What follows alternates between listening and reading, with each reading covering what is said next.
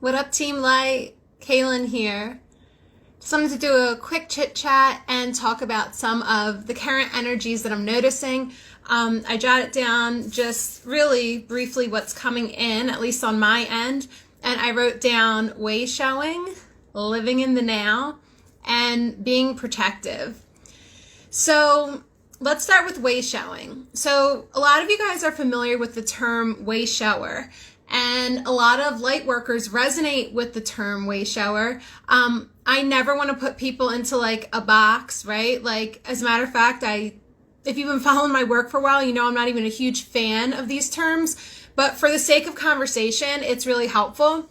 So when I'm talking about a wayshower, guys, I'm talking about the people who have had a spiritual awakening quite some time ago, okay? So prior 2020, usually, I mean, again, I don't want to put everyone in a box, but prior the Great Awakening, and they've done a lot of inner work, a lot of healing work, a lot of work that set them up to show the way, to be a wayshower. And one of the big key components of being a wayshower is to really model all that you've learned. There's a difference between teaching something and modeling something. When you're teaching something, you're explicitly giving people information, okay? There's guidance being offered as well. And who knows, some people are like real, orderly with it or organized with it. And they really just give you a lot of their ideas and share a lot of their experiences. Now, modeling it is when you take that element out. And in my experience, I think that it's great to have a combination of both, okay? And that's for newly awakened people, and we're all still on this journey. So I think it's great to have great teachers. I think it's great to have great guides, and I think it's even better to have great modeling around you. And for us to remind ourselves, especially those of us who consider ourselves wayshowers, to really model what we've learned. Because if you're like me, you don't like to be forced to do things. And if you're like me before I was awakened, when people told me things, I was always very open to learning. But I found that I had to learn it for myself. In other words, I had to get my hands dirty myself. This is the same way I felt, and I'm sure many of you felt if you were a learner, maybe you're taking college courses at university or whatever, and you're just like, dude, I can get an A on any test, or pass at least. But in order to actually learn the material and apply what I'm learning from the textbook and from the professor, I need to be in the job. I need to actually see it, feel it, experience it, apply it. So when I'm talking about wayshowers in this respect, I think we're having a great combination of all these great teachers that are rising, all of these light workers or whatever they want to call themselves that have done inner work, that have the right, because by the way, some people don't even have the right to be teaching. They just think they had an awakening and now they can go out there and tell other people what to do. And I'm not a fan of that either. I think that the best teachers, the best wayshowers have done years of work like for themselves, and now, yes, are shining their light. Like, you have to at some point be like, it's not perfect, but I'm going to show up because we're at such a critical time. I'll learn as I go. By modeling things, though, we're not explicitly saying, do this, do that, do this, do that. And I just had a conversation with a friend earlier this morning, and she's having great experiences with one of the teachers that she's working with right now. And the teacher is taking her through a lot of great experiences that are spiritual, but also helping her have reflections within. And I love having the conversations with her after she has these sessions, because after she has one of these sessions, she's lit up. She's lit up and she's hungry for more. She wants to keep searching within, but she also wants to do some research and also listen to some of this, teachings from the teacher. Guys, what I'm trying to say to you is, let's be really mindful of the modeling we're doing, the explicit teaching that we're doing, and those of us that consider ourselves wayshowers, really put the modeling game, like, turn up, turn up, because I'm seeing it as the most effective way. Whether others are awakened or not, when we model, and I'm going to say it again, when we model love, We inspire them to do the same.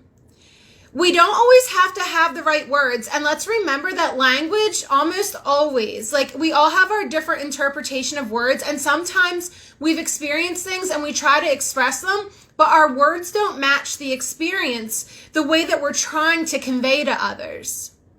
The words don't match the experience that we're trying to convey to others. Or even if we do our best to articulate it in the best way, their understanding of those words or what they're imagining in their head as you're telling that story, it's just not a match. But what everyone can do is feel things. They can feel what you're modeling. So if you're modeling love, if you're modeling a more expanded consciousness, if you're modeling, how you'd like to treat people, or if you're in a conversation and someone starts talking shit on someone and you kind of just diffuse it and move on with the conversation. Now, believe it or not, that's modeling. You're modeling how you don't engage in that low vibration shit, right? That's just one example. Now, I think that what happens is, and I wrote down like being too protective.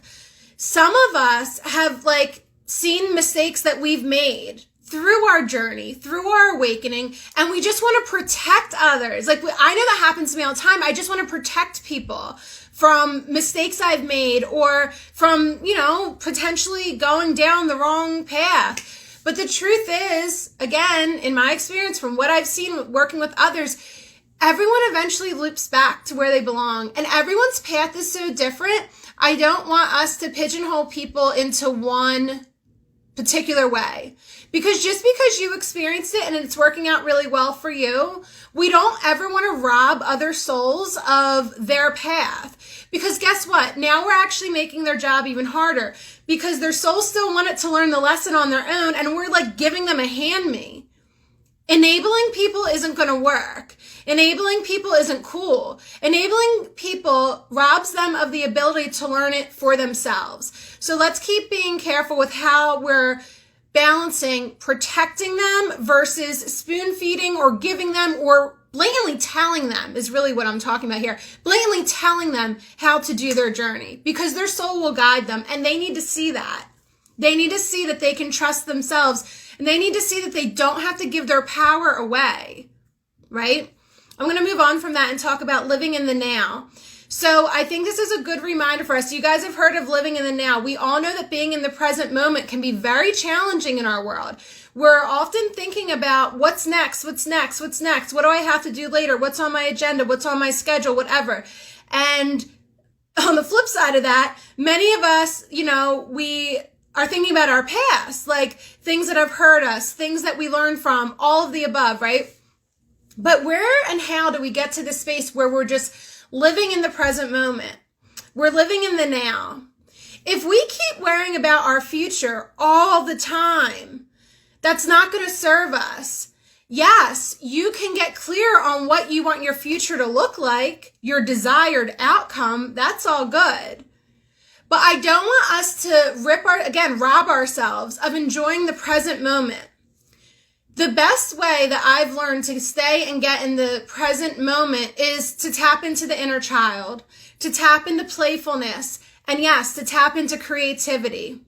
When you're creating something, anything that you like to create, whether it's a meal or art or a project or a new business, you're engaged in a way that keeps you in the now, the present moment. When you're playing, oftentimes if you're playing with animals or playing with children, that also helps you to stay in the present moment. Again, you can't be thinking like, oh, when is this going to be over? I have to get home and make dinner. No, you have to truly be in it. But children assist us to do that. Animals definitely assist us to do that. I think it's a good time to reflect. What am I doing to be and stay in the present moment, in the now moment?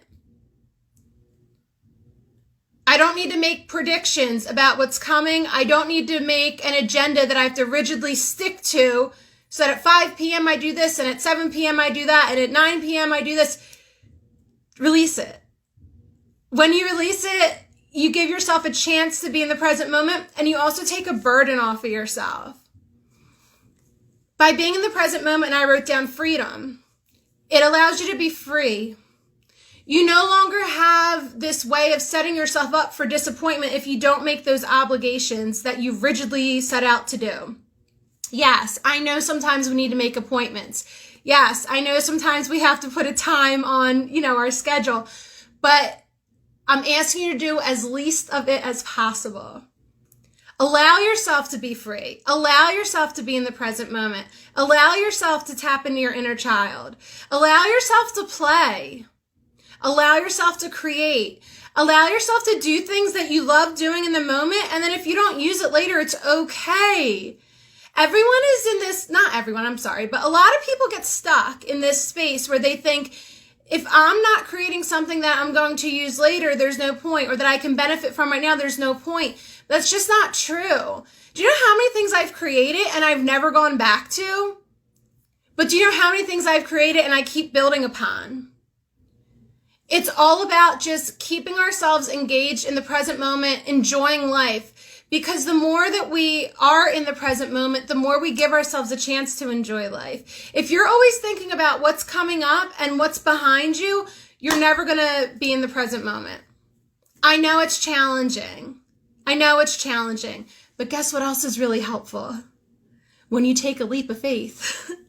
Some of you are like, oh my God, here she goes again with the leap of faith. Because guys, when you're in a new place, doing a new experience, your senses you basically control your senses. They are like, oh my God, I'm smelling new things. Oh my God, I'm seeing new things. Oh my God, I'm hearing new things. You can't be thinking about the future or the past because your senses are like, whoa, that's when they're actually serving us. They're serving us in that way because it's like taking it all in, creating a memory. So the leap of faith is a great way to be in the present moment. Keep trying new things, guys. Keep creating. Keep walking a different route to work, or even a different route to your mailbox, or hanging out in a different place. Self-discipline is awesome, but we never want to be too rigid with our routines. Do you see how every aspect of our life, when we have balance, it serves us most? What up, Aaron? What up, guys? What up, beautiful life I have? I just wanted to say those few things. What up, shiny disco ball? What up around the world, Evan? Holla. What up, Justin? Guys, I'm going to head out. I just wanted to say those few things. I am going to try to hop on for a reading later today. If I'm unable to do it today, I will get to that tomorrow for you guys. But hang in there and keep staying in the present moment and keep creating. Keep the light lit. I love you all.